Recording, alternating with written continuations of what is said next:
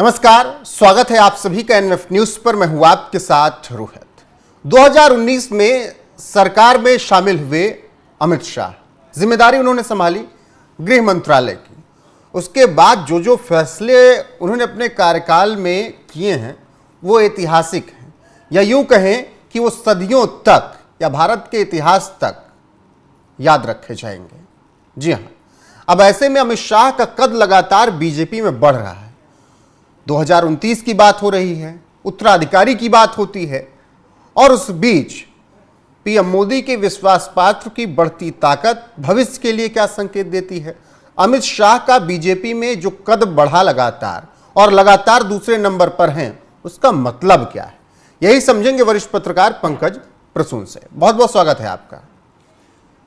सीधा और सवाल पंकज जी, अमित शाह नंबर 2 लगातार बने हुए हैं। बीजेपी का पत्ता अमित शाह के बिना नहीं हिलता। इतना ताकतवर लगातार कैसे होते गए और इसका मतलब भविष्य के लिए क्या है? देखिए, मैं एक बात बार बार बोलता हूं, जो नरेंद्र मोदी रूपी सत्ता की इमारत भव्य और सुंदर दिखाई दे रही है ना, उसकी नींव के ईंट और पिलर अमित शाह है। कई लोगों को कई मंत्री पसंद हो सकते हैं, हो सकता है कि अश्विनी वैष्णव हो, एस जयशंकर हो, लेकिन ये तभी तक चमक रहे हैं जब तक बीजेपी सत्ता में है। और बीजेपी को सत्ता में अगर कोई बरकरार रखे हुए है तो वो अमित शाह है। जो भी इस सरकार के जो बड़े फैसले हुए हैं, जिसकी वजह से इस सरकार का नाम हुआ है और वोट मिले हैं, जैसे धारा 370 हटाना, किसने लीड किया है इस पूरे ऑपरेशन को? अमित शाह ने। संसद में पेश किसने किया? अमित शाह ने। अब यह वक्फ बोर्ड वाला मामला हो, नरेंद्र मोदी तो विदेश में थे, थाईलैंड में, वो आराम से विदेश नीति देख रहे थे, लेकिन घरेलू मोर्चे पर सारा कुछ मैनेज कौन कर रहा था? अमित शाह। लेकिन जब भी कोई इशू इस तरह आया कि विपक्ष से कोई सवाल उठे, उसका उत्तर किसने दिया? अमित शाह ने। राजनीति की छोटी छोटी बारीकियों से लेकर सरकार के रोजमर्रा के काम तक, और सरकार की कैसी छवि बनती रहे नैरेटिव पेश करने से लेकर चुनाव लड़वाने तक, ये आदमी जो काम कर रहा है वो अमित शाह है। 24/7 पॉलिटिशियन। मैं आपको उदाहरण बताता हूं। अमित शाह के आलोचना करने वाले कई बार ये कहते हैं कि योगी उनके राइवल हैं, या अमित शाह प्रधानमंत्री बनेंगे या योगी प्रधानमंत्री। इस बात को लेकर बीजेपी के अंदर एक कंपटीशन है। आप में से बहुत सारे लोगों को शायद ये बात नहीं पता होगी कि उत्तर प्रदेश में योगी को मुख्यमंत्री बनवाने के पीछे अमित शाह कहां था। पूछिएगा कभी योगी जी से कि उनके पास फोन किसका आया था। पहली बार जब कोई इनका नाम नहीं था, अमित शाह का आया था। और इस बार जब संसद भवन के अंदर वह पे चर्चा चल रही थी, तो अखिलेश यादव ने खड़े होकर कहा कि कुछ योगी जी के बारे में ही बोल दीजिए। बिना समय गंवाए अमित शाह ने कह दिया योगी जी के बारे में एक ही शब्द बोल रहा हूं, तीसरी बार भी रिपीट करने जा रहे हैं। संसद भवन में खड़े होकर कहा अमित शाह ने ये बात। सारे विवाद वहीं सलट गए। उन्होंने कहा कि तीसरी बार भी योगी आदित्यनाथ ही उत्तर प्रदेश के मुख्यमंत्री रहेंगे। कितनी बड़ी बात है, कितने विवादों का पटाक्षेप कर दिया एक स्टेटमेंट से। जितने भी अभी राज्यों में चुनाव होने वाले हैं, बिहार हो जाए, तमिलनाडु हो जाए, पश्चिम बंगाल हो जाए, केरला हो जाए, अच्छा, हर हफ्ते 2 बार दौरा कौन कर रहा है? अमित शाह। बिल्कुल पंकज जी, नरेंद्र मोदी सत्ता में है तो उनकी चमक रही है, उनका जो चेहरा चमक रहा है, नरेंद्र मोदी सत्ता में है, पर बोलते हैं ना कि विष अमित शाह पी रहे हैं, जो बुराइयां मेरे हिस्से, जो अच्छाइयां आप ले लो साहब। उसी बात पे मुझे याद आता है, जब तक अध्यक्ष थे अमित शाह बीजेपी के, जिम्मेदारी थी उनकी कि अगर पार्टी का कोई कार्यक्रम है तो प्रधानमंत्री नरेंद्र मोदी को रिसीव करें और फिर उसके बाद उनको शॉल गमछा जो दे के स्वागत करें। अमित शाह केवल उतने ही फ्रेम में नजर आते थे जितने फ्रेम में फूल देना है और गमछा उनके गले में डालना है। उसके बाद आप ढूंढते रह जाइए कैमरे से अपने, अमित शाह आपको कहीं नजर नहीं आएंगे। फिर आपको अचानक से वो दिखेंगे कि प्रधानमंत्री मंच पर हैं और वो सामने की सीट पर बैठे हुए उन्हें सुन रहे हैं।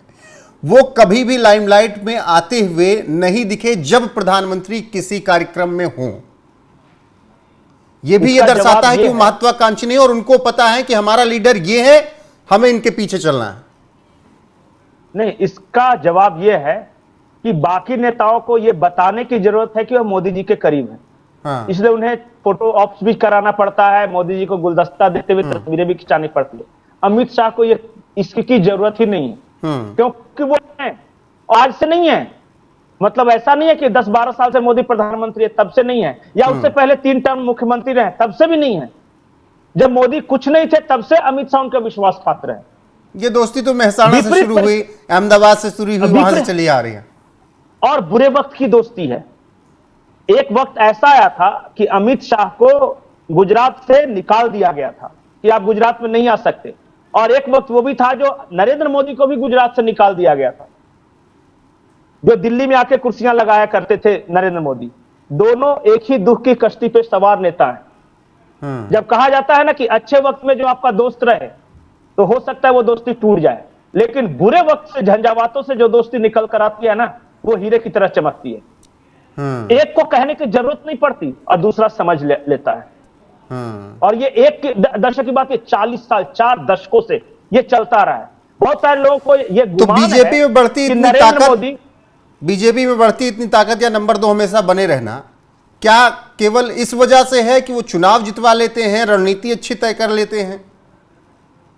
नहीं, इस वजह से है कि ये आदमी 24/7 फुल डेडिकेशन और अपने शरीर के पूरे सामर्थ्य के साथ काम करता है भारतीय जनता पार्टी के लिए।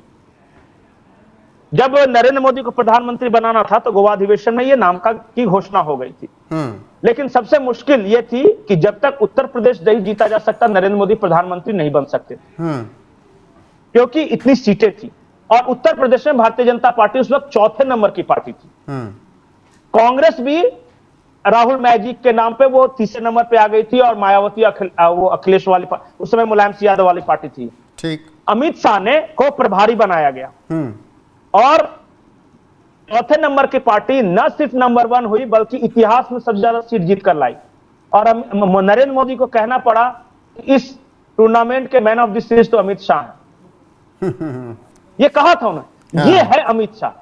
आप खराब से खराब राज्य दे दीजिए जहां बीजेपी का कोई स्कोप नहीं, और अमित शाह को दे दीजिए, और फिर चुनाव परिणाम देख लीजिए।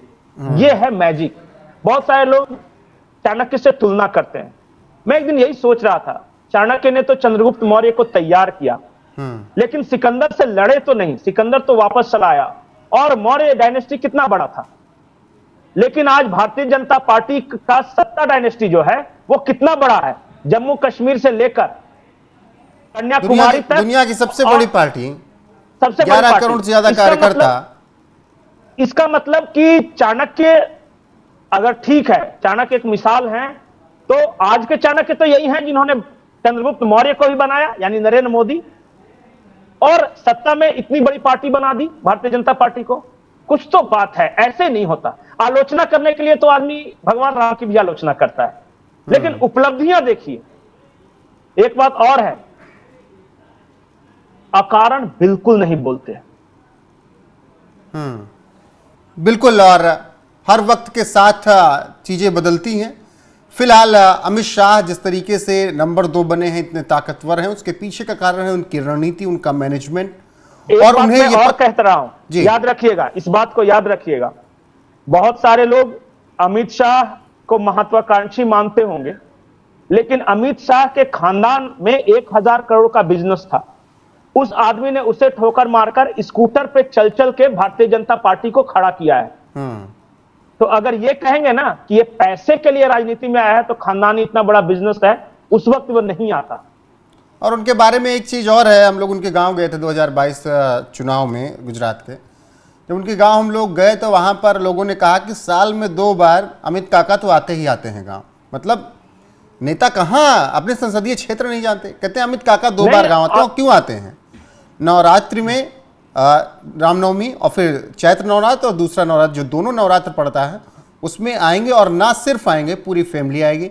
शाह आएंगे, उनकी पत्नी, उनके बच्चे और सब। गांव का मंदिर जो था वहां पर लोगों ने दिखाया कि वो पूरा उनकी तरफ से आयोजन होता है। आते हैं, भंडारा होता है, यहाँ रहते हैं, विधि विधान से पूजा करते हैं, और अपना पुराना घर पुश्तैनी खुलवाते हैं। वहां पर भी विधि विधान से पूजा होती है, और तस्वीरें हमने देखी कई बार। जी, एक बात और कह रहा हूं, आमतौर पे नेता क्या करते हैं ना, उनको 2 बीमारी होते हैं, बोलने की, तस्वीरें खिंचवाने की। ये बहुत एक आम बीमारी है। अमित शाह को इतना जरूर पता है कि क्या नहीं बोलना है। और दूसरी बात कि तस्वीरों के सामने जितना काम करते हैं नेता वो तो करते हैं, अमित शाह कैमरों के पीछे जाकर जो काम करते हैं ना वो फिनोमिनल है, वो कोई नेता नहीं करता। इसी से याद आया, अभी कुछ दिन पहले हमारे यहाँ एक मोटिवेशनल स्पीकर आए थे साजन शाह, उनसे जब मैं बातचीत कर रहा था, क्योंकि वो भी है अहमदाबाद से ही, तो मैंने उनसे अमित शाह के बारे में पूछ लिया। तो उन्होंने कहा कि अमित शाह के बारे में आज मैं क्या बताऊं, पिताजी के वक्त बता रहा हूं कि मेरी माताजी की तबीयत खराब थी, पिताजी के पास पैसे नहीं थे, फिर पिताजी कहीं गए हेल्प के लिए तो पता लगा कि अमित शाह से संपर्क कीजिए या उनके कार्यालय जाइए। एक लेटर उन्होंने लिखा, कार्यकर्ताओं को दिया ऑफिस जाकर, और बोला साजन शाह ने कि किडनी ट्रांसप्लांट के लिए पैसे आ गए, हॉस्पिटल में पूरा बिल पे कर दिया गया। और ऐसे एक दो नहीं, अमित शाह की टीम ऐसे लाखों लोगों को रोज बचाती, उनकी हेल्प करती है, और इसकी खबरें कहीं नहीं आती, बिल्कुल। और मैं कल परसों की एक बात बता रहा हूं, अमित शाह के पास कितने महत्वपूर्ण मंत्रालय है, कितना काम है, पूरा देश में बीजेपी की रणनीति तैयार करना, हर स्टेट में कहा ना 2-2 बार विजिट करने वाले, हर हफ्ते पूरा गृह मंत्रालय काम संभालना है, सहकारिता मंत्रालय काम संभालना है, पूरे भारतीय जनता पार्टी का डे टू डे अफेयर संभालना है। जेपी नड्डा तो क्या करते हैं वो हर किसी को पता है। इसके बावजूद कल अमित शाह ने एक ट्वीट किया है, उन्होंने अपने दफ्तर की तस्वीर लगाई है, कहा यह दफ्तर है मेरा, भारतीय जनता पार्टी का कोई भी कार्यकर्ता कभी भी आकर मुझसे यहां मिल सकता है। बताइए, मैं तो यह सोचकर हैरान हूं जी कि इनके पास समय कहां से मिलता है। इसलिए मैं बोलता हूं 24/7 पॉलिटिशियन है, 24 घंटे 365 दिन नहीं टिक सकेंगे, क्योंकि बिल्कुल इतना डेडिकेशन, इतना समय देना ये संभव ही नहीं है, आम लोगों के लिए नहीं संभव है। और यही वजह है कि आज तो विपक्ष में नहीं बैठे हैं, सत्ता में जब आए तो गुजरात में भी सत्ता में आते हुए काम किया, और आज 3 बार हो गए केंद्र की सत्ता में बैठे हैं, और हर बार हार नहीं मानते हैं, लड़ाई लड़ते हैं। फिलहाल जी पंकज जी, नहीं, मैं एक बात और बताता हूं, ये एक अद्भुत संयोग है। भारतीय जनता पार्टी के 3 सबसे बड़े चेहरे अपने जीवन में कभी चुनाव हारे ही नहीं। मोदी अपने जीवन में कभी इलेक्शन नहीं हारे, कोई भी नहीं। अमित शाह अपने लाइफ में कभी कोई इलेक्शन नहीं हारे। योगी आदित्यनाथ, ये अद्भुत संयोग है। मतलब कि ये समय है, ये मोमेंट है, वो देखिए, एंजॉय कीजिए, ऑब्जर्व कीजिए, क्योंकि अपने नाती पोतों को बताने के काम आएगा कि हम उस दौर में थे जब ऐसा हुआ था। बिल्कुल। फिलहाल आप लोग अमित शाह को लेकर क्या सोचते हैं, उनके काम की शैली को लेकर क्या सोचते हैं, बताइएगा जरूर, बने रहेगा हमारे साथ। पंकज जी आपका शुक्रिया, नमस्कार।